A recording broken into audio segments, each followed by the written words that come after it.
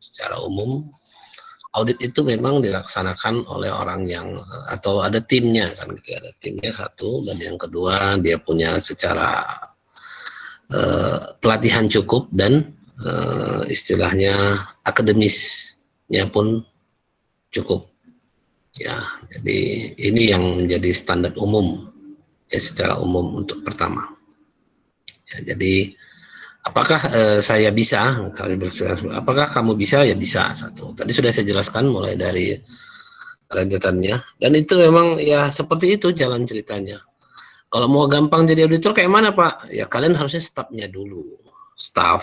Saya pun dulu di awalnya ya staff. Yang tadi yang saya sampaikan tadi, yang jenjang tadi yang saya sampaikan tadi dari sampai ke CPA itu adalah orang yang bertanggung jawab dengan tanda tangannya itu. Tanda tangan seperti misalnya notaris yang tanda tangannya itu. Ya kan, jadi itulah. Tapi apakah harus jadi itu, kan belum, kan di sini kan ada person dan persons kan gitu, artinya dia pun nggak sendiri, dia bisa tim. Nah, kita ambil yang jadi staffnya aja pun boleh lah ya, karena diawali dari staff kan gitu ya, dari staff juga nya. Auditor itu awalnya semua itu dari staff mula-mula kan gitu ya, dari staff mula-mula, lalu ikut terus dalam proses audit sehingga dia bisa, karena memang terus terang agak mahal ujiannya ya, agak mahal. Dan dia macam ada nanti ada baru yang kawan saya yang lulus ya, udah pun dia CPA gitu ya, lulus ujian, dia ada macam meja hijaunya, apa namanya, ujian komprehensifnya langsung face to face, lisan ya, ya kan, lisan oleh auditor tua, auditor atau akuntan yang lama. Jadi kita dites, tanya jawab langsung ya. Jadi itu yang dialami teman saya itu, dan dia alhamdulillah dari 9 orang yang tes seluruh Indonesia dia lulus kebetulan. Orang Medan ya, orang Medan ya, ya kan itu senior saya juga ya, lebih tua dari saya pastinya, karena akuntan ini udah tua-tua, jadi sering banyak yang udah tua ya, banyak udah tua. Karena prosesnya yang agak panjang itu, jadi orang jadi khawatir aja, takut. Kalau saya sih bukan berarti tidak mau, tidak takut atau apa. Saya memang sudah mencukupkan profesi auditor saya sampai di sini. Saya beralih ke konsultan. Ya, saya beralih ke lebih ke konsultannya dibandingkan dengan ke auditor. Bisa ngaudit ya, bisa lah, bisa. Gitu. Cuman kalau sekarang lagi menggeluti masalah pemeriksaan audit, saya lebih cenderung sekarang ke konsul ya, membantu ya. Jadi itu lebih pas kalau audit dia memeriksa. Baik, ini yang pertama ya. Jadi terkait dengan standar umum ini, ini bagian dari pendidikan. Tapi di sini sih memang tidak ada ditulis ya kalau kamu itu harus sarjana. Tapi tetap di sini ada educated technical training dan proficiency itu. Jadi kemahirannya itu ya. Jadi tetap ada menggambarkan akademisnya. Sedangkan training ya banyak sih training ya. Nanti kalau kamu memang mau kamu ambil aja IAP ya, IAP. Di situ ada training. Apalagi sekarang udah daring ya, nggak begitu mahal lah. Ya, nggak begitu mahal dibandingkan dulu. Dulu kalau sekali training itu satu hari 880 juta, 880.000, 1 juta untuk yang di luar. Itu 800 itu untuk yang anggota internal. 1 juta untuk ya, banyak duitnya. Satu hari aja tuh pelatihannya. Ya karena itu. Baik, nah itu dia untuk yang pertama. Kalau ada yang mau ditanyakan langsung aja. Kalau tidak ada, kita masuk ke yang kedua. Silakan dibaca. Silakan dibaca dan diartikan secara bebas saja dulu. Sebelah, jangan lama-lama kali saya nunggunya.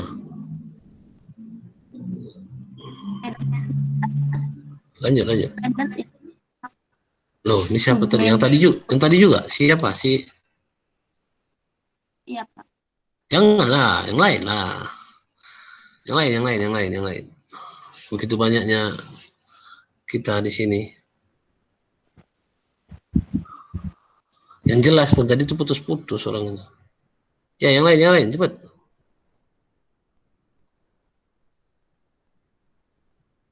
Udah lah, ngantuk lah saya ini kalau kayak gini nunggu. Iya, Pak. Ya, lanjut. Segala hal yang berkaitan dengan Bahasa Inggrisnya belum dibaca. oh, ya Pak. Bentar ya Pak. Silakan Pak. In all matters relating to the assignment, an independence in mental attitude is to be maintained by the auditor and auditor or auditors. Oke. Jadi dari segala hal yang berkaitan dengan penugasan itu, independensi dalam sikap mental itu harus dijaga oleh auditor maupun auditors Ya, ataupun para auditor. Para auditor. Ya. Baik, ya seperti itu ya. Jadi di sini ada kata-kata satu penugasan ya. Yang kedua independen. Jadi seperti yang kemarin saya pernah, independen itu apa yang saya bilang kemarin? Dalam audit ini independen itu seperti apa? Ada yang dengar kemarin? Seperti apa independen itu?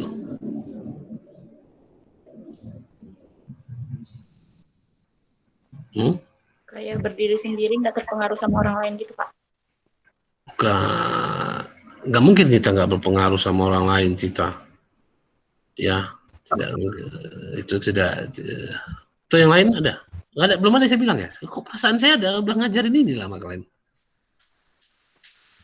Ya. Ada lagi yang lain?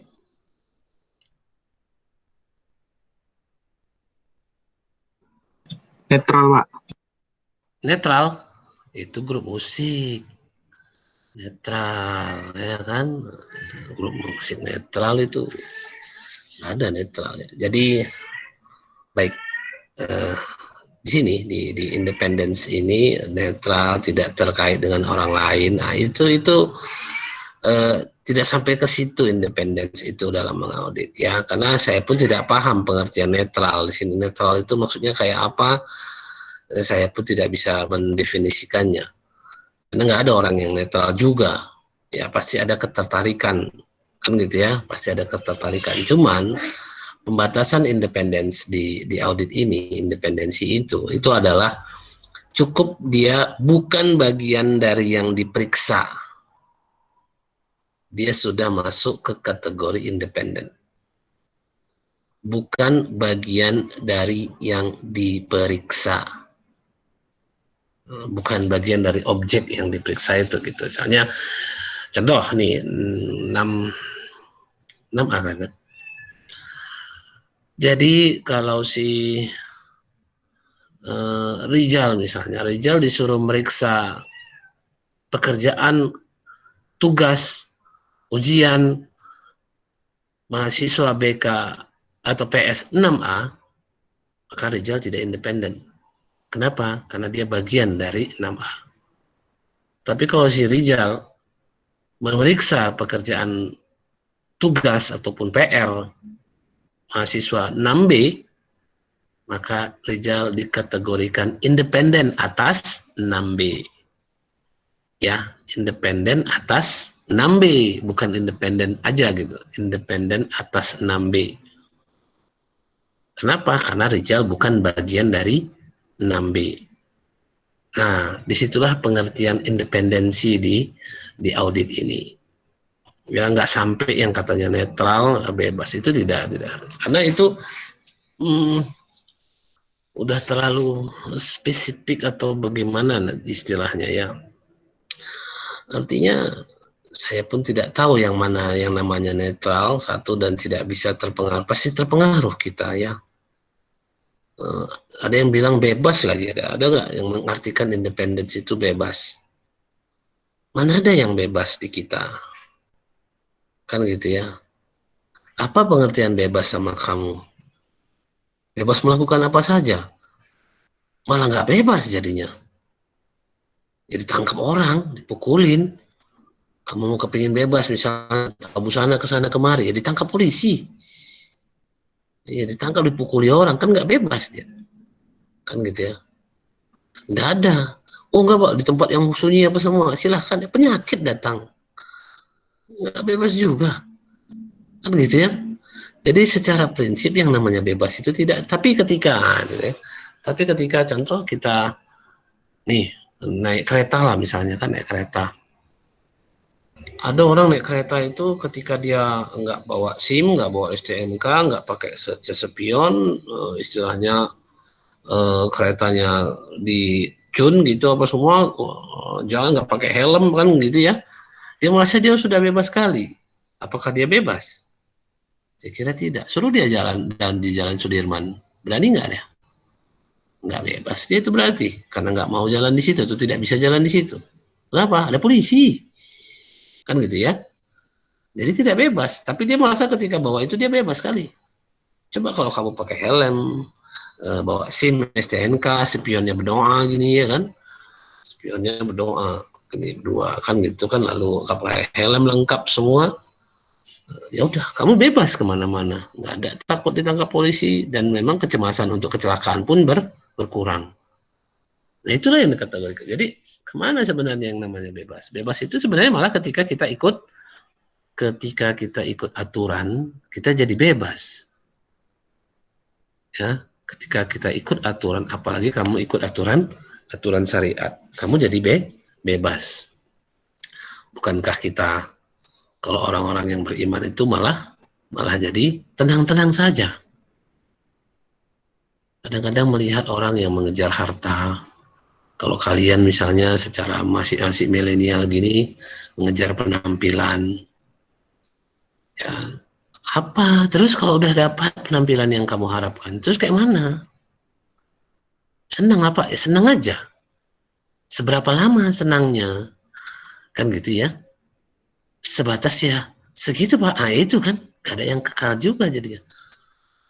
Jadi seperti apa ketika kamu mendekatkan diri kepada Allah malah jadi bebas. Bebas dalam arti kata santai aja. Nggak istilahnya kita kan tetap ikut aturan ya, ikut aturan agama. Ketika kita memang istilahnya mengikuti ajaran, ya Allah kan nggak diam. Dia kasih kita rezeki, dia kasih dia apa ya tentu ada masalahnya. Artinya kan nggak mungkin nggak akan mungkin sama orang buta kan itu bahasa Al-Qur'annya kan. Apakah sama orang buta dengan orang melihat? Artinya apa? Tentu yang beriman, yang beramal soleh tentu dikasih kebahagiaan dunia dan akhirat. Malah yang buta itu ya mana nampak apa-apa.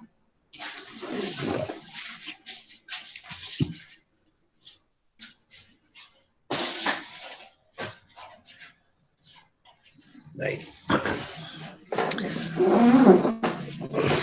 Kita lanjutkan. Nah, itulah yang ke standar umum yang kedua itu ya. Standar umum yang kedua itu kamu diharapkan bisa independence. Jadi gini, yang kamu jaga nanti kalau misalnya nih kamu jadi auditor, jangan petentengan meriksa kerjaan ataupun perusahaan ataupun laporan yang dibuat oleh misalnya abang kamu, adik kamu, orang tua. Itu janganlah. Ya. Tidak ada independen, tidak akan objektif. Ya, kalau kamu meriksa kerjaan ataupun laporan ataupun apapun itu yang istilahnya terkait langsung sama kita, itu kamu tidak akan objektif. Ya, itu sudah sunatullahnya. Tidak akan objektif. Percuma pun pakai H. Percuma. Kan gitu ya. Kenapa? Kamu tidak akan memberikan sesuatu yang sebenarnya. Ya, penilaian yang objektif. Jadi bullshit itu nggak bisa. Jadi sebaiknya kita hindari. Misalnya kita ada meriksa perusahaannya, atau meriksa kerjaan saudara kita, gantikan sama kawan. Kau aja yang meriksa dia ya, aku meriksa yang punyamu misalnya kan, atau yang klienmu apa. Seperti itulah. Ya, seperti itu. Jadi tidak akan bisa kamu independen terhadap saudara-saudara kita yang dekat, apalagi yang dekat dengan kita. Nah, itu mungkin gambaran independensi di sini. Ya, itu yang harus kita jaga. Ya, itu harus kita jaga. Nggak akan bisa ya, yakinlah. Itu karena sudah di sini saja, sudah ilmu sekuler aja sudah mengatakan nggak bisa itu, apalagi ilmu syariat. Izin Pak. Ya. Nah, gini yang saya anggap tadi kan, independen itu dia tidak terpengaruh dengan objek suatu penelitian, subjek kalau saya tidak salah tadi. Nah, pemeriksaan ya. Bagaimana dengan audit internal Pak? Bukannya dia terikat gitu dengan perusahaan? Oke, bagus sekali pertanyaannya. Terima kasih, Pak. Ya. Nah, kalau kamu tahu di audit internal itu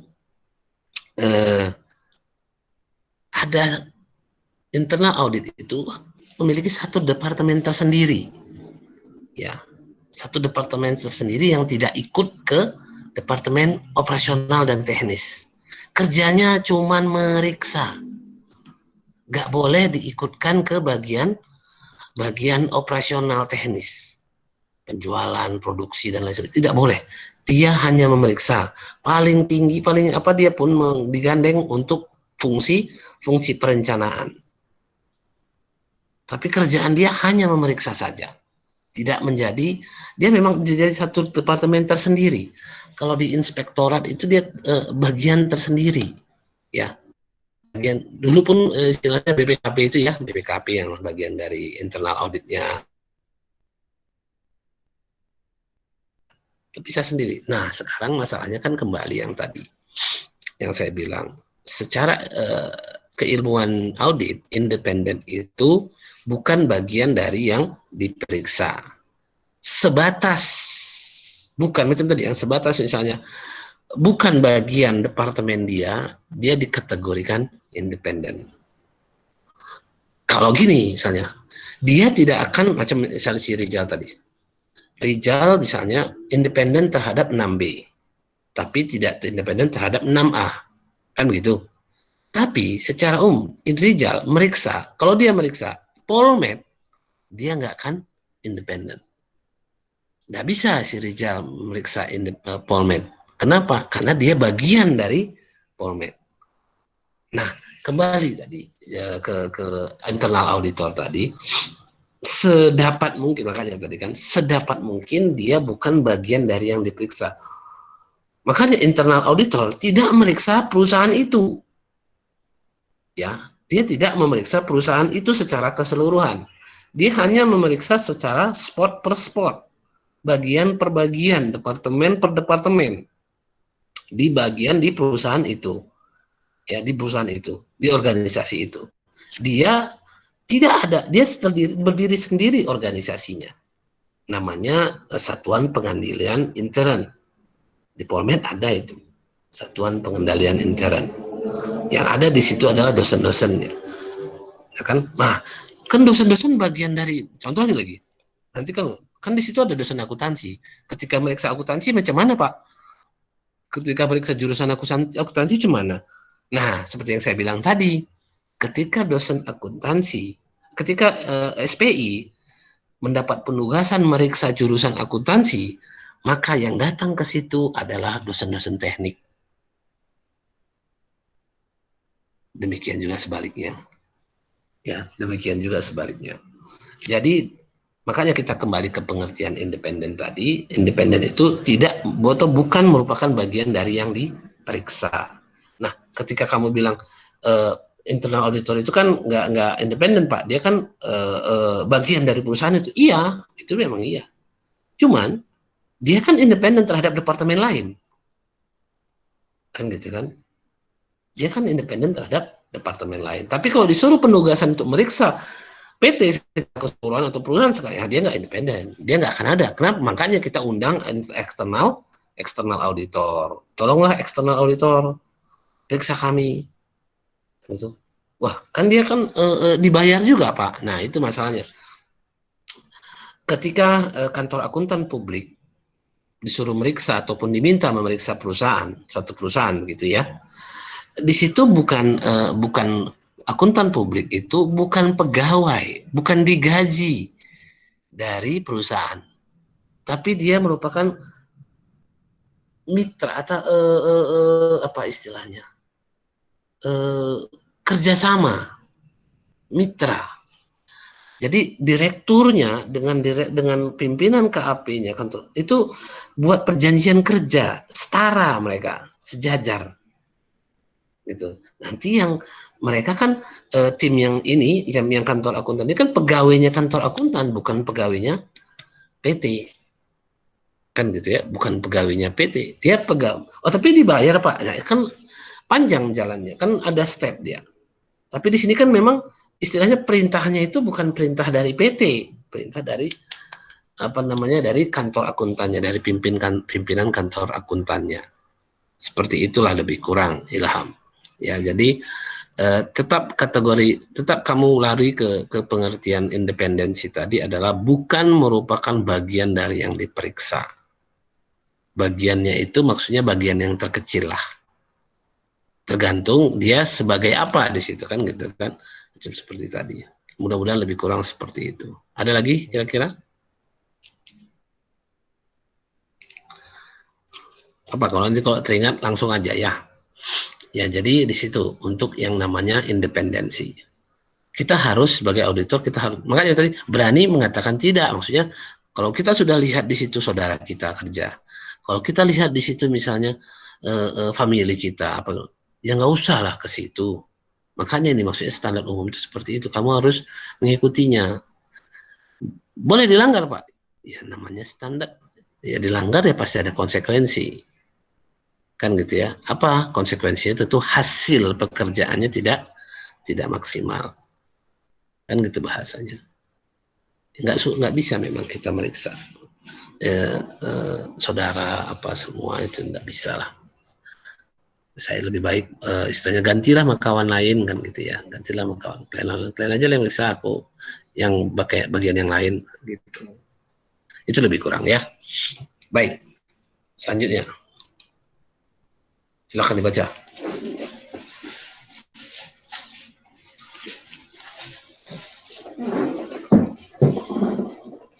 Bacalah teman. Yang lain ya, yang lain jangan itu juga. Izin Pak. Ya, lanjut. Due professional care is to be exercised in the planning and performance of the audit and preparation of the report. Oke. Jadinya perhatian profesional harus diberikan dalam perencanaan dan kinerja audit serta persiapan menyiapkan laporan. Dalam menyiapkan laporan. Jadi di sini dibutuhkan kemahiran profesional, ya, care of to be exercised itu ya, kemahiran ya, kemahiran profesional dalam merencanakan dan melaksanakan audit serta menyiapkan laporan, kan gitu ya. Jadi titik beratnya di sini sebenarnya kemahiran profesional. Nah, yang seperti apa kemahiran profesional itu? Pada kelas ini saya sudah pernah bilang, auditor itu harus skeptis. Pernah dengar skeptis yang profesionalism? Skeptis yang profesional. Pernah dengar skeptis?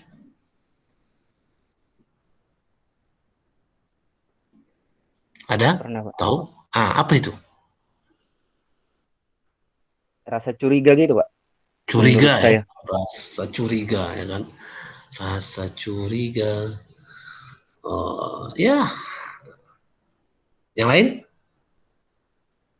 Tapi ini ingat ya, skeptis ini yang profesional. Nggak yakin, Pak. Nggak yakin katanya. Oh, gitu ya. Nggak yakin ya. Baik, sudah 2 sudah cukup. Jadi ya saya ambil gambarannya. Udah sedikit menuju, tapi paling tidak kita bikin bahasa bakunya saja. Ya, bahasa baku. Jadi skeptis yang profesional itu bagian dari kemahiran profesional. Apa itu? Skeptis yang profesional itu adalah tidak boleh terlalu percaya dan tidak boleh terlalu tidak percaya. Itulah dia sikap kita. Kalau kamu mau jadi auditor, kamu harus skeptis, profesionalisme. Tidak boleh terlalu percaya, tidak boleh terlalu tidak percaya. Di tengah-tengah dia. Makanya kalau ngaudit itu, ketika ada orang mengadu ke kita, pasti ada juga tuh nanti yang ngadu. Ya kan, karena ada, ya gini, kadang-kadang hasil pemeriksaan kita itu bisa dipakai orang untuk memukul lawan politiknya. Itu bisa seperti itu ya. Tinggal kita aja menjaganya, tetap independen seperti di poin kedua tadi. Kita tetap mengerjakan apa yang memang sesuai dengan, kalau kebetulan ataupun kalau memang itu membuat dia beruntung itu atas lawan politiknya, itu terserah, itu ke urusan kita. Kita nggak ada punya tujuan di situ, kan gitu ya. Kita nggak punya tujuan, kita hanya sekedar menyelesaikan laporan pemeriksaan kita. Nah, tapi intinya, kalaupun nanti kamu ada mendapatkan informasi, karena nanti kan ada tanya jawab, ada cari informasi, ada yang ngadu, ada yang lapor atau apa semua, kita tidak boleh terlalu percaya. Kan saja dulu. Oh, banyak O-nya lah. Oh, kan gitu ya. Satu. Jadi ada istilah apa namanya, jangan lihat tampilannya gitu ya. Tapi intinya, kalau ada yang inilah logikanya, kalau ada yang menjelek-jelekkan orang di depan kita, itu harus kamu pahami logikanya ya. Ketika kamu jumpa orang yang suka menjelek-jelekkan orang di depan kita, maka yakinlah dia akan menjelek-jelekkan kamu di depan orang lain. Itu sudah rahasia umum dan hukum alamnya, sunatullahnya gitu. Jadi, dan dia mengajak kita untuk menjelek-jelekkan orang itu. Itu saya sih soal pengalaman kayak itu. Nah, itulah beda pengalaman hidup itu ya. Makin banyak jumpa orang, makin tahu kita modelnya. Apakah kita pernah kena gagal ataupun kena masalah dari situ? Ya ada. Makanya inilah gunanya kita cerita-cerita sama orang yang lebih berpengalaman, saya pun cerita sama orang, minta dapat cerita dari orang yang pengalaman supaya jadi pelajaran di kita, jangan sampai begitu kan gitu ya. Kalau kalian sudah saya bilang lah, kalau kamu jadi auditor, kalau ada kerjaan orang tua kamu atau anak kamu atau keponakan atau sepupu kamu lalu kamu mau periksa, yakinlah, gak usah coba-coba, nggak akan bisa. Ya, nggak akan bisa independen. Itu sudah bagus kamu, ini malah jadi beban pikiran gitu. Malah jadi beban pikiran. Kita bikin ketinggian, nggak enak. Kita bikin, karena ke bawah kalipun, nggak enak. Pas-pas kalipun, gimana? Macam banyak. Jadi stres kita. Kan gitu kan. Yang seharusnya tidak perlu kita pikirkan. Kan gitu kan. Coba kalau misalnya yang kita periksa atau yang kita uji atau yang kita orang lain yang nggak ada hubungannya sama kita, macam saya lah sama kalian, yang nggak ada hubungannya sama kamu, saya nilai apa adanya kamu aja lah, kenal pun enggak, apapun enggak, kan gitu kan, udah. Nah, itulah yang namanya independence tadi. Saya bilang sama kamu seperti, kalau ada yang mau nyoba juga setelah kuliah ini, lalu kadarullah kamu jadi auditor kan gitu ya. Lalu kamu meriksa perusahaan sepupu kamu, adik kamu atau kakak kamu. Ingatlah perkataan saya, enggak bisa. Ya, ngefeknya pun jauh gitu. Kita bikin bagus pun nanti, kita bikin apa adanya pun nanti ada tuntutan, enggak dari dia, karena ada efek negatif, enggak kena ke dianya, kena ke anak istrinya ngadu ke orang tua kita atau macam panjang nanti ceritanya. Nggak usah coba-coba lah. Kan gitu ya, nggak usah coba-coba. Kan gitu kondisinya. Nah, baik. Jadi skeptis yang profesionalisme itu adalah tidak terlalu. Jadi gini, kalau kamu, makanya saya bilang di auditor, kalau kamu pernah atau ingin merasakan seperti pejabat sebentar, jadilah auditor. Disitulah saya tahu orang suka jadi pejabat. Ya, Tapi syukurnya saya sebentar aja, maksudnya nggak lama-lama, sekedar aja beberapa minggu kan gitu ya. Karena kalau terus-terusan mabuk nanti kita dengan kekuasaan ataupun penghargaan orang. Jadi pejabat itu masuk mobil, dibukain pintu, tanyain, Pak makan apa kita sekarang, Pak mau kemana, ya tuh mau nginap di hotel mewah bintang 5, ya kan, ya, seperti itu, ya kan. Jadi kalaulah kita misalnya tidak tahan-tahan, ya tentu, tapi ingat ya, selesai pemeriksaan, kamu jumpa lagi orang sama yang menghormati kamu itu, kamu jumpa lagi di jalan. Kalau nggak dia buang muka, atau sekedar saja paling hebat, ya, saya pernah buang muka dia, memalingkan muka dia, padahal dia dulu yang periksa dia. Tapi kenapa? Tapi kita santai aja. Kenapa? Ya karena memang kita tahu. Bukan itu yang kita cari kan gitu ya. Bukan penghormatan, bukan penghargaan. Itu yang kita cari. Yang kita cari adalah apa? Laporan audit kita buat sesuai dengan standar. Itu aja. Jadi kalau ditanya kesenangan-kesenangan itu dapat itu. Ya, dapat. Ya, jadi makanya dan ingat ya, saya bilang tadi, baiknya pas di situ aja, pas kita masa pemeriksaan. Seminggu, 2 minggu, setelah itu enggak ada lagi tuh. Lupa dia, hilang semua. Enggak ada itu. Udah selesai, udah keluar report kita, hilang semua. Apalagi kita staff saja, kan gitu ya. Kita kan staff misalnya, waktu dulu saya sebagai staff ajanya. Yang naikin kan bos saya, pimpinan. Udah. Nah, itulah salah satu contoh yang harus kamu hadapi nanti kalau kamu jadi auditor. Artinya kita harus skeptis yang profesionalisme. Kita cerita bukti ya, kita cerita bukti, bukan cerita percaya atau tidak percaya gitu saja. Ya, jadi tetap kita harus ada buktinya, barangnya. Banyak. Ya kan, jadi ketika dia ngomong harus ada bukti. Jangan sekedar ngomong aja. Nggak ada artinya itu, karena ludahnya itu kadang lidahnya tak bertulang, jadi payah. Jadi ketika ya itulah pengalaman hidup itu ya. Jadi ketika kawan sendiri pun bisa buat kita jadi seperti itu, maksudnya apa ya?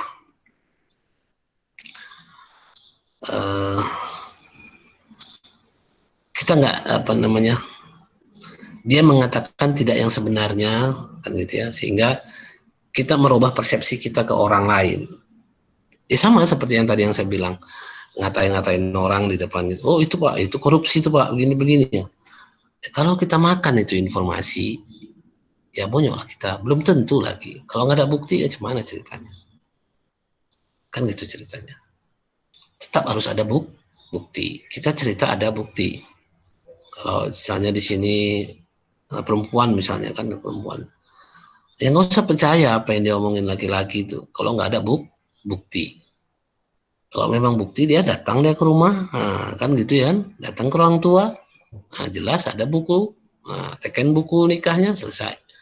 Itu kalau cakap-cakap aja apa lagi cerita ya kan, nggak ada bukti itu, kita harus skeptis. Makanya nah cenderung begini ya, ini pola pikir auditor ini akan membentuk auditor itu tidak gampang percaya, memang tidak gampang percaya kalau belum ada bukti, tidak gampang percaya, dan kesan malah tidak ada percaya pun awalnya gitu, tidak akan percaya duluan, dia ngambil pintasnya gitu, begitu ketemu orang, ada orang ngomong, dia langsung tidak percaya duluan sebelum ada bukti. Apapun yang diomongin orang itu, apalagi baru kenal saat itu, apapun yang diomongin orang itu saya tidak percaya. Ya bukan berarti kita ngomongin, aku nggak percaya sama kau, nggak gitulah. Ya paling itu tadi jurusnya apa? Jurus O aja lah. Oh gitu aja lah ya kan. Ya kan kita nggak mengiyakan dan tidak menidakkan. O ajanya. Kan gitu kan. Oh, Jadi saya capek sendirinya nanti dia tuh. Capek sendiri dia, apalagi menjelek-jelekkan orang di depan kita. Capek sendiri dan nanti tuh. Jadi itu kan kondisinya tetap cerita bukti ya. Tetap cerita bukti. Sampai ada bukti, kalau kalian perempuan itu sampai ada dia bukti mau menandatangani buku nikahnya, itu baru jelas. Kalau enggak, kalau cuman lidah ludah aja nggak bisa. Kalau kamu mentalnya mental auditor, ya kan? Kalau kamu mentalnya mental auditor, kalau kamu nggak auditor ya nggak bisa. Ya, hanyut juga dengan kata-katanya itu ya kan, rayuan-rayuannya. Ya seperti itulah intinya. Jadi jangan sampai seperti itu. Ya baik. Inilah tiga standar umum ya yang harus dipenuhi kalau kamu mau jadi auditor. Ya, kalau kamu mau melaksanakan audit, kalau kamu mau melaksanakan secara umum, kamu harus punya pendidikan dan pelatihan teknis yang cukup. Yang kedua, kamu harus independen secara prinsip, kamu harus mental attitude, kamu harus independen. Yang ketiga, kamu harus mahir. Ya, mahir. Jadi mahir itu memang hanya bisa ya, yang setahu saya sih. Mahir itu hanya bisa kalau kamu lakukan berulang-ulang. Ya. Kemahiran itu akan muncul kalau kamu lakukan berulang-ulang. Lancar kaji karena diulang. Nah itu dia. Ya, yakinlah itu. Makanya kalau ditanya bahasakan jam terbang katanya kan. Kalau saya meriksa dulu ataupun terjun di kantor akuntan ini dari tahun 98. Udah lahir kamu? Belum, Pak. Belum ya? Kalian lahir tahun berapa? 2000, Pak. Oh, 2000 ya. Oh iya, 2000 atau 2001? 2000 aja? 2000 ada juga, Pak. 2099 ada juga? Oh, 2000 ya?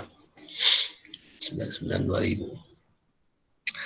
Jadi tahun 98 mungkin sedikit review begitu gimana proses ini. Artinya ketika awalnya itu ya memang dari memeriksa yang sederhana dulu lah, perusahaannya perusahaan kecil kan gitu ya. Saya ceritakan pernah itu kan, yang saya diajak dosen saya. Pernah saya ceritakan di sini? Hah? Belum, Pak. Belum ya? belum ada Pak. Oh, jadi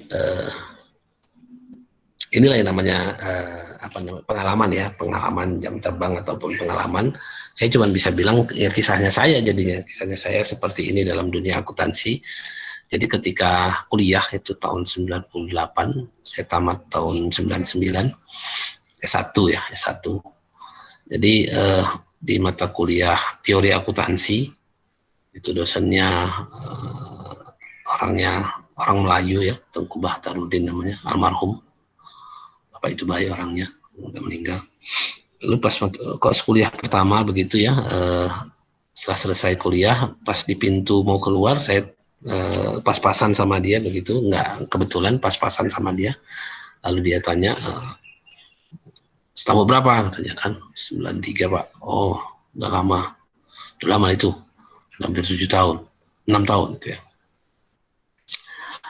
Apa marga? Katanya, sangka saya orang Batak. Enggak Pak, saya orang Melayu. Saya bilang. Bukan niat saya juga untuk mendekatkan diri karena dia Melayu, tapi ya karena saya bilang aja, karena memang kalau dibilang Rau, banyak orang enggak tahu. Oh iya, mana kampung? Di sini. Dia langsung tawarkan, mau kerja? Mau Pak?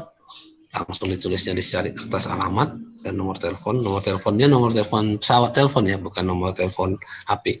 Dulu belum ada HP. Ya kan, dulu belum ada, tahun 98 itu belum ada HP itu dulu. Hanya orang-orang tertentu aja yang ada HP. Kami kan mahasiswa, dosen aja dikit sekali yang ada HP. Hampir tidak ada. lokasinya kan, lalu saya datang ke kantornya perusahaan properti perumahan di daerah Jalan Setiabudi. Sampai di sana saya disuruh meriksa, tapi disuruh nyusun buku dulu. Jadi di situ saya dapatkan metode menyusun ulang laporan keuangan. Ada dia nanti di bukti audit di bab berapa kita cerita. Ada langkah pemeriksaan itu menyusun ulang laporan dari awal. Seperti itu rupanya metodenya dipakai sama bapak itu dulu. Saya dari awal, dari buku besar. Saya buat buku besarnya, lalu saya buat neraca saldonya, sekaligus terus saya buat laporannya. Kan gitu. Dari situlah mulai. Sampai beberapa tahun saya pindah ke beberapa perusahaan ya yang saya periksa. Tapi di situ di situ saya merangkap sebagai internalnya juga. Makanya dulu kan gini, perusahaan-perusahaan yang kecil itu tidak sanggup juga, termasuk yang di Pekanbaru saya ini. Perusahaan-perusahaan itu tidak sanggup juga, hanya karena syarat independence tadi. Tidak sanggup juga mereka membentuk satu departemen tersendiri yang hanya tugasnya memeriksa. Satu, orangnya dikit, taunya kayak mana. Yang kedua, memang rasanya kerjaannya sekali-sekali kan gitu ya. Meriksa itu kan nggak tiap hari, padahal sebenarnya bisa tiap hari kalau tinggal dibuat aja. Tapi orang umum, perusahaan secara umum itu tidak merasa penting departemen internal audit itu atau internal audit itu, karena itu kerjaannya sekali-sekali. Padahal itu sebenarnya kan memang penting. Jadi biasanya dulu beberapa perusahaan kecil, termasuk yang sekarang, yang di Pekanbaru, direkrut orang luar dari kantor akuntan, kerja sesekali datang ke perusahaan untuk memeriksa secara keseluruhan. Fungsinya seperti internal auditor, karena dia ke 3E, bukan ke ini ya, bukan ke kredibilitas laporan keuangan. Ciri khasnya internal audit itu kan dia ke 3E dia, ya kan? Apa kemarin 3E? Entitas. Apa Efisien. 3E itu? Apa? Putus-putus kayaknya. Apa 3E? Gak denger loh. Belum pernah dengar saya. Efisien. Efisien. Ekonomis. Efektif. Apa lagi? Baru satu. Kan 3. Efektif. Efektif. Terus? Ekonomis. Oke. Efisien, efektif, ekonomis. Efektif, efisien, ekonomis. Nah itu. Jadi kalau internal audit itu kan arahnya ke 3E. Bukan kredibilitas laporan, tapi ke 3E. Jadi biasanya pakai orang luar. Nah, disitulah peluang kita. Uang kita di sini, ya kan, artinya saya di sini buka kantor pun ya yang saya bantu itu ya bagian-bagian yang seperti itu. Ya, sesekali mereka minta diaudit, audit karena dulu internal aja, nggak untuk yang eksternal, nggak untuk porsi untuk eksternal, bukan untuk prinsipal, bukan untuk mereka juga sendiri aja. Seperti internal audit, cuman dilakukan oleh orang luar. Bukankah malah dapat ininya ya kan, independensinya malah dapat dia sebenarnya ya kan, independensinya malah lebih dapat, dan kita pun ya bisalah kan gitu ya, oke lah, nggak ada masalah ya. Baik, inilah dia 3 standar umum ya, 3 standar umum dalam pemeriksaan ataupun standar audit. Ada yang mau ditanyakan sebelum kita lanjut ke lapangan?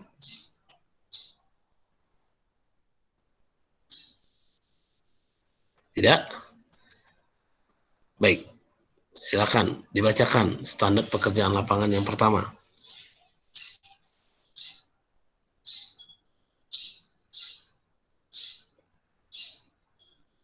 Mana nih? Bacakanlah. Mana kalian? Tidur siang?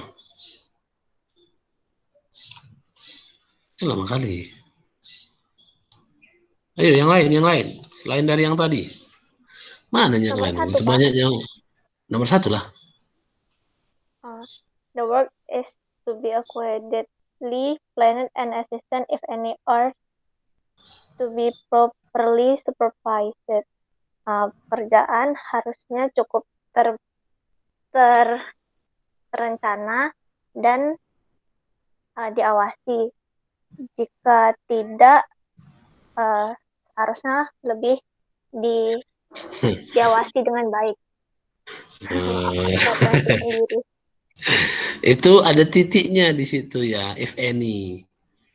The work is to be evaluated, planned, and assistance, if any are to be properly supervised.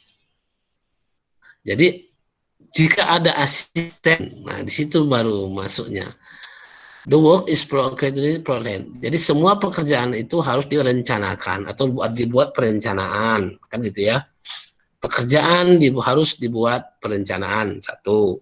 Dan yang kedua, assistant, if any, to be properly supervised. Jika ada asistensi ataupun ada pembantu, ada staff, harus disupervisi dengan seksama atau baik. Itu maksudnya. Jadi di pekerjaan lapangan. Jadi gini, kalau kita ke pekerjaan lapangan ini, ke lapangan. Sebelum ke lapangan harus direncanakan, harus buat perencanaan audit.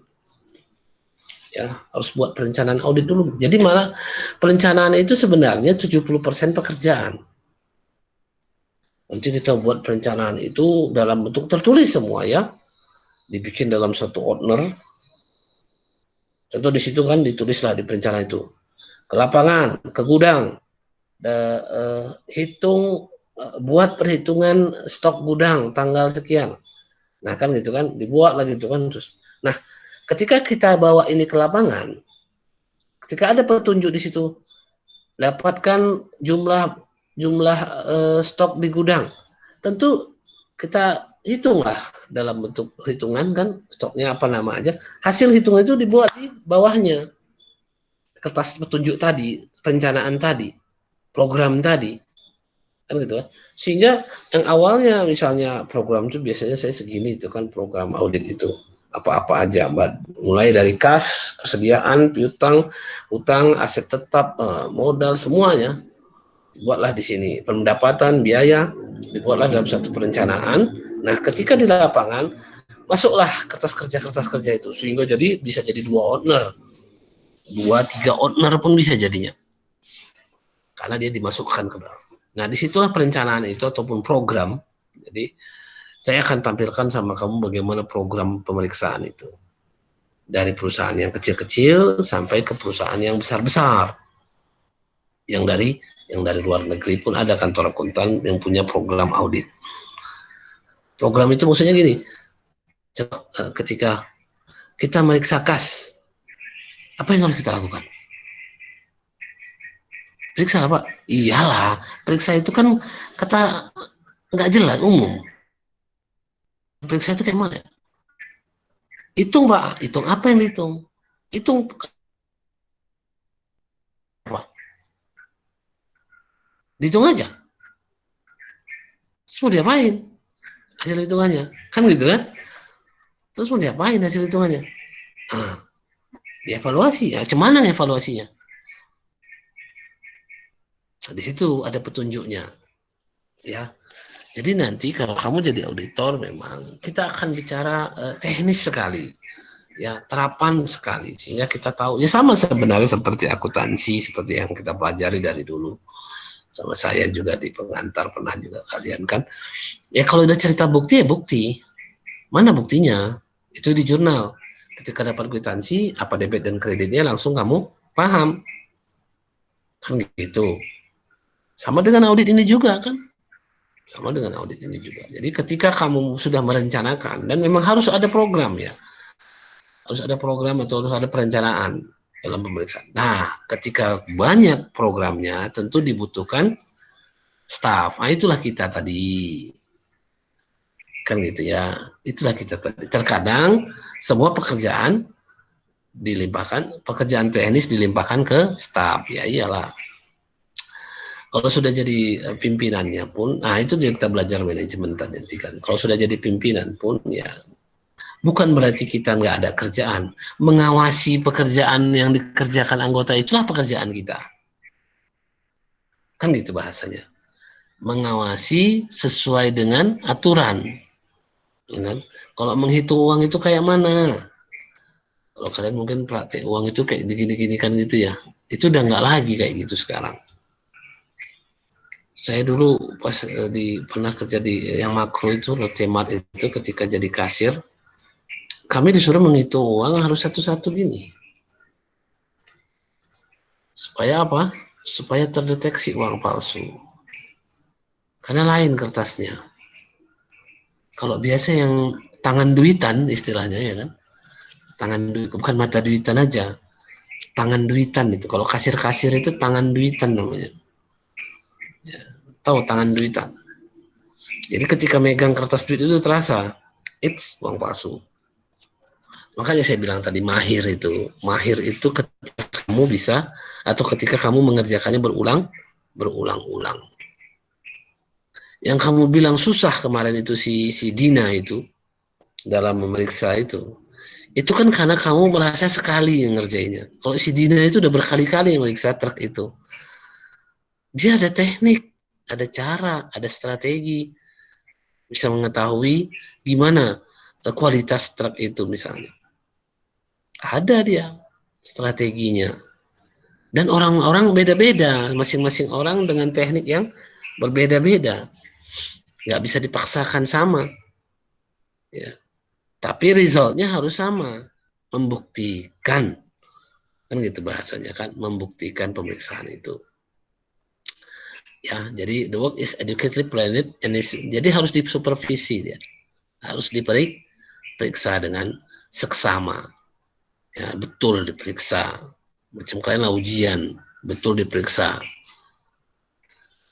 Saya yakin kalau kamu misalnya ujian, lalu kamu tahu kertas ujian kamu itu tidak diperiksa sama dosennya, bagaimana rasanya? Ya nggak enak lah, ya kan? Ngapain dikerjain kan gitu bahasanya. Dan kerjaan kamu pun jadi asal-asal aja, pun nggak diperiksa kok, gitu-gitu juga kan gitu ya. Nah, itu yang menjadi masalah. Ya. Tapi memang kuliah ini kan unik ya. Kuliah ini bukan seperti SMA, bukan seperti SMP itu. Kuliah ini memang unik. Karena saya ingat dulu waktu kuliah yang di S1 pun. Tidak semua pelajaran yang kita serius belajar nilainya bagus. Malah ada, dan juga nggak semua pelajaran yang kita anggap kita main-main nilainya jadi jelek. Ya kan? Itu yang saya alami. Itu yang saya alami. Tapi ada juga yang saya alami memang yang saya belajar serius nilainya pun bagus. Itu ada. Kan gitu ya. Termasuk akuntansi keuangan. Itu memang saya serius dulu. Tapi kalau yang main-main misalnya ataupun yang nggak serius, misalnya contohnya ilmu ini loh, ilmu budaya dasar dulu kalian nggak ada di sini ya. Ilmu budaya dasar itu saya pun nggak ngerti belajarnya tentang apa. Ya kan, tapi terakhir ketika ujian rupanya kita nggak ada apa ya, enteng aja karena dia rupanya soalnya soal umum, persoalan umum kan kita karena sering membaca juga, jadi kita bisa jawab, ya alhamdulillah A juga nya gitu. Ada yang serius sekali ya E juga nya kan gitu ya.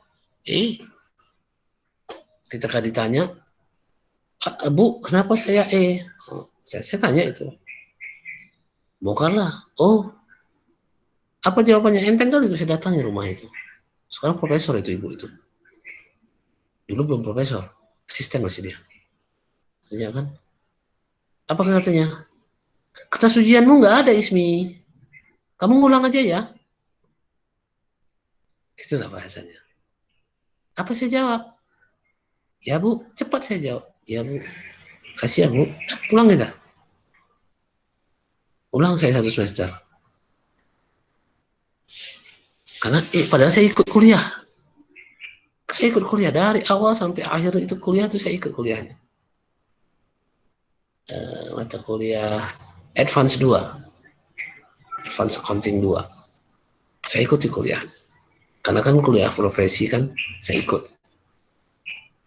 Setelah seperti itu. Ya kan, ya sudah. Nah gitulah misalnya proses-proses ini ya, proses-proses kehidupan itu seperti itu. Udah jam 2 ya? Ya udah, tadi kan kita kan ada apa juga ya, ada break juga. Tapi kalau memang kalian rasa kita tuntaskan yang ini aja lah ya, yang field ini dulu ya. Dan ada lagi mata kuliah setelah ini? Nggak ada, Pak. Nggak ada, Pak. Ada kan? Dan kan tinggal sambil makan aja di situ pun kan nggak tahu saya. Iya kan?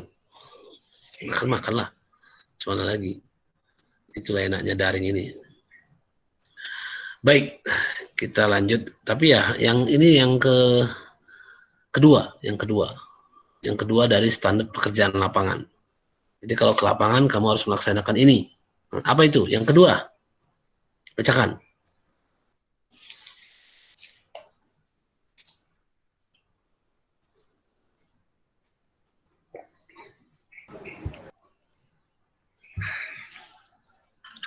Bacalah.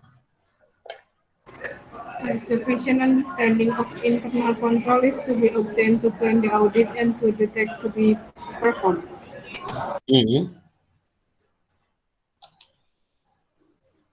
Enggak. Ulang. Ya saya buka lagi. Sufficient understanding of internal control is to be obtained to plan the audit and to determine the nature, timing, and extent of tasks to be performed. Oke.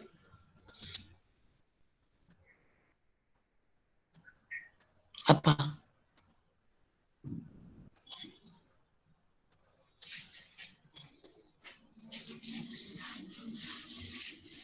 Siapa tadi yang ngomong?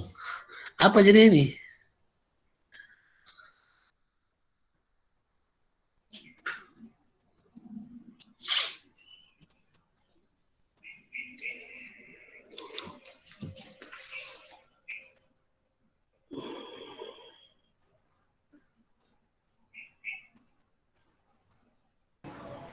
Pemahaman yang memadai tentang pengendalian internal harus diperoleh untuk merencanakan audit dan untuk menentukan sifat waktu dan luas pengujian yang akan dilakukan.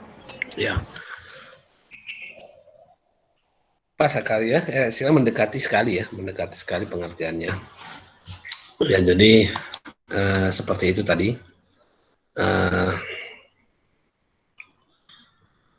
A sufficient understanding, pemahaman yang memadai. Nah, ini ada bahasanya, internal control.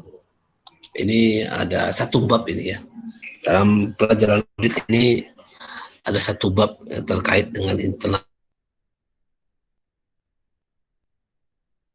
Dalam melaksanakan pekerjaan lapangan, pemahaman terhadap pengendalian internal suatu organisasi yang kita periksa itu penting sekali.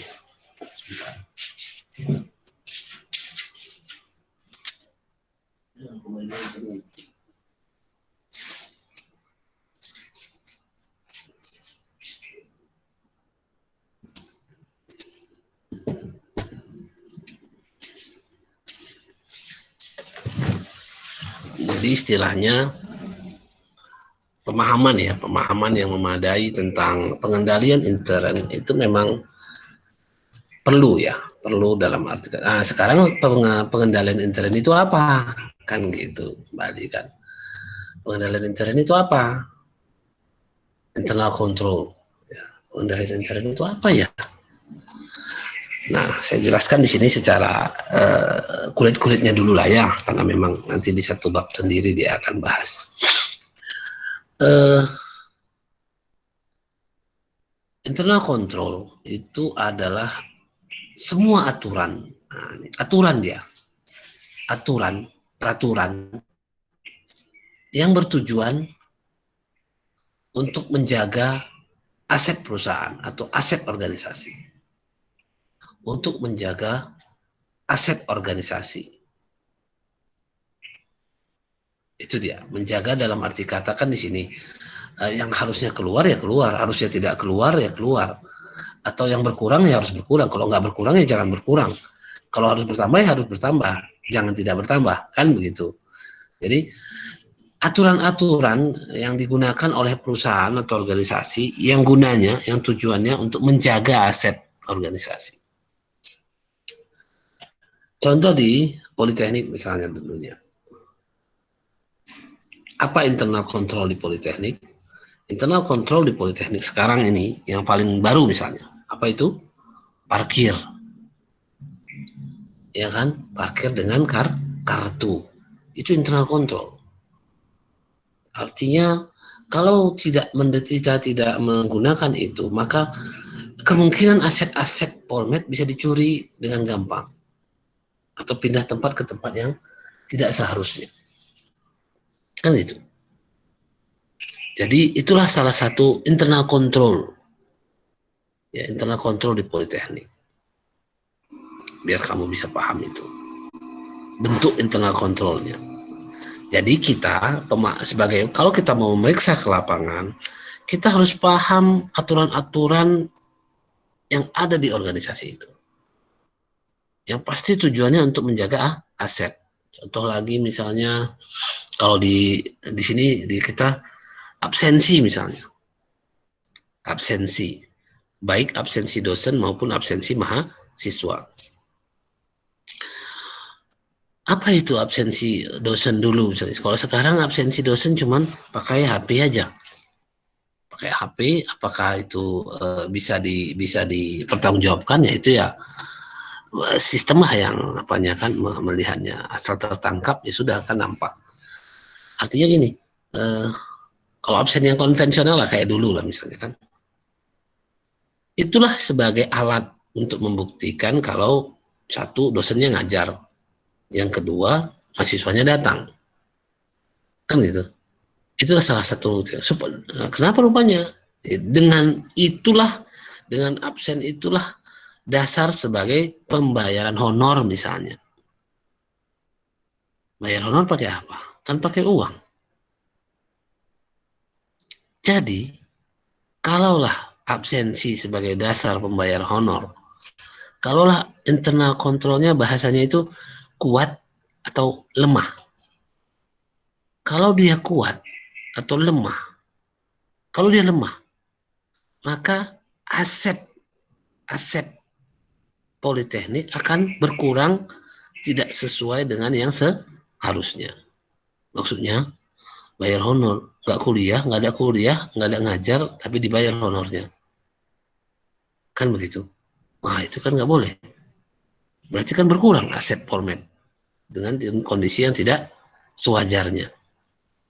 Itu maksudnya. Jadi semakin kuat internal kontrolnya, semakin bagus. Jadi asetnya semakin terjaga. Ya, asetnya semakin terjaga. Maksudnya nggak perlu bayar banyak-banyak gitu. Uangnya nggak perlu keluar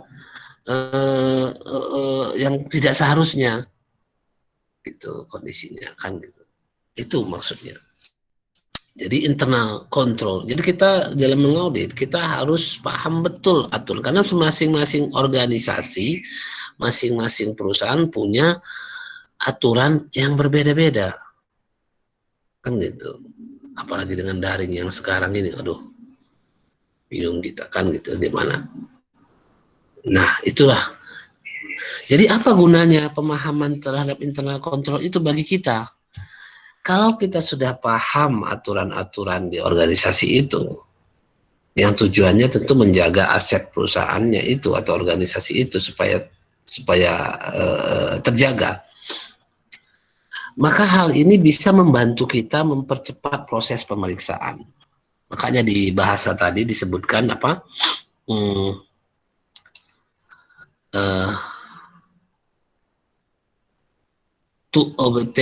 To plan the audit and determine the nature, timing, and extent of tests to to be performed, untuk dilaksanakan. Ya jadi kalau internal kontrolnya kuat, kita nggak perlu banyak tes, tak perlu banyak ya. Sebentar aja meriksanya udah selesai. Oh mantap ini. Kan gitu ya. Nah, di situ kita menilai internal kontrolnya. Nah, di sini pula jadi masalah bagi kalian sebagai pemula. Yang saya lihat sih, karena memang apakah saya mengalami seperti itu, saya nggak ingat. Tapi begini, ini secara umum yang saya lihat ya. Kalau yang baru bekerja, macam kalian nanti baru tamat, ketika masuk di suatu organisasi, pekerjaan, perusahaan, baik komersial maupun apa, dia masuk. Lalu sudah ada aturan kerja di situ. Lalu kamu ikut gitu aja, tanpa sadar kamu istilahnya, kalaupun sistem itu salah, kamu ikut salah. Itu yang saya lihat. Karena kita tidak tahu mana yang benar, mana yang salah. Yang kita tahu, yang kita hadapi, kita masuk ke ke perusahaan itu, lalu cara nulis setoran kas di sini, di kredit ini atau di debit di sana misalnya gitu. Lalu kita ikut aja. Itu yang saya pahami dari fresh graduate kayak kalian. Itu yang saya alami, karena saya ada megang perusahaan di sini, di dekat ini kan ada pakan ternak ya, orang accountingnya gitu kan, lalu dia buat perhitungan pajaknya salah, nggak sesuai aturan kan gitu. Aturannya inilah artinya, sederhana sih, misalnya kolomnya itu sebenarnya bisa ditambah kolomnya itu aja di daftar SPT itu. Dia tinggal nambah kolomnya aja tanpa harus menambah semua halaman, nambah kolomnya aja di bawah dan mengurangi kolomnya yang lain, itu bisa. Tapi yang dia lakukan, dia nambah lembar-lembarnya lagi. Kolomnya nggak ditambah, lembarnya ditambah. Gitu. Itu kan tidak efisien. Terus saya tanya, kenapa kok di lembar? Apa jawabannya? Oh, luar biasa jawabannya. Yang dulu-dulu kayak gitu, Pak, katanya. Naiklah suara saya. Jadi kalau yang dulu kau ke neraka, kau ikutlah ya. Saya bilang gitu jadinya. Tunduk dia. Ya kalau memang sudah tahu itu tidak efisien, sudah tahu itu tidak efektif, sudah tahu itu tidak ekonomis, kok dilakukan? Takut, nggak pede. Kan gitu bahasanya ya. Takut, nggak pede. Kalau kamu pegang itu, buktinya apa, kamu pegang itu dasar kamu membuat itu, apakah dari buku, apakah dari tulisan atau dari mana, kamu pegang itu, kamu ketik, kamu print misalnya selembar. Nah begitu ditanya, bos kenapa kau buat kayak gini, sesuai dengan aturan ini, bisa begini Pak. Diam dia. Oh iya kamu ngomong harus ada dasar kan gitu. Auditor secara umum ngomongnya harus ada dasar. Kalau nggak ada dasar berarti ya mau ngapain kamu? Koyo-koyo aja. Koyo-koyo aja nggak bisa. Bagus diam. Kan gitu kondisinya. Ya. Oke, kayaknya saya pun sudah, karena dari pagi tadi sudah ngajar, nggak sanggup juga ini. Kita padakan aja dulu untuk poin yang kedua ini ya. Nanti kita sambung di besok ya berarti ya. Kita sambung besok untuk poin selanjutnya. Iya, besok kan? Iya, Pak. Oke. Baik, kita tetapkan sampai di poin kedua standar pekerjaan lapangan ini. Nanti kalau mau kita lanjut atau kita bahas lagi, kita lanjutkan besok. Baik, kita akhiri dengan mengucapkan hamdalah. Alhamdulillahirrabbilalamin. Alhamdulillahirrahmanirrahim. Oke, assalamualaikum warahmatullahi wabarakatuh. Waalaikumsalam warahmatullahi wabarakatuh.